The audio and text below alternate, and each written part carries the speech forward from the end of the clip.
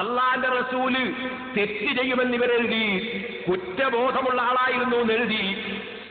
സെൽസബീലിലല്ലേ എഴുതിയത്? വെക്കൂ മോനെ സെൽസബീല്. കേട്ടോളൂ, പ്രവാചക ശ്രേഷ്ഠനായ മുഹമ്മദ് നബി പോലും അള്ളാഹുവിന് കീഴ്പ്പെടുന്ന വിഷയത്തിൽ വളരെ വീഴ്ച വരുത്തിയവരാണെന്ന് കുറ്റബോധപൂർവം സ്വയം സമ്മതിക്കുകയും അള്ളാഹുവിനോട് മാപ്പിരക്കുകയും ചെയ്യുന്നവരായിരുന്നു.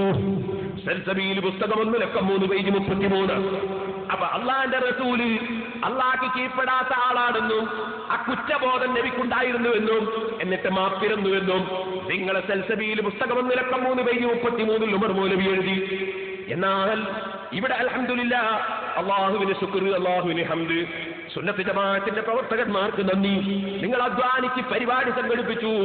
ആ പരിപാടിയിൽ നിങ്ങളൊക്കെ എല്ലാ നാട്ടിൽ നിന്നും വന്നു. ഞാൻ റബ്ബിന്റെ തൗഫീഖ് കൊണ്ട് എനിക്കറിയുന്നത് പറഞ്ഞു.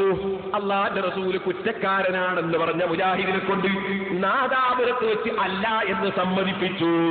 അതാണ് നിങ്ങൾക്ക് ഇനി കേൾക്കാൻ പോകുന്നത്. വെക്കൂ മോനെ.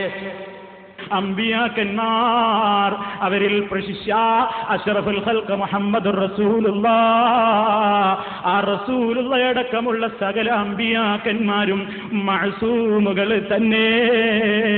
ഒരു പാപവും ചെയ്യാൻ ആ നിലക്കുള്ള ഒരു പ്രത്യേകമായ നിലക്കുള്ള നിർദ്ദേശം വരാതെ കൃത്യമായി പാപങ്ങളിൽ നിന്ന് വിട്ടുനിൽക്കുന്ന വ്യക്തിത്വങ്ങളാകുന്നു. കണ്ടോ, പാപങ്ങളിൽ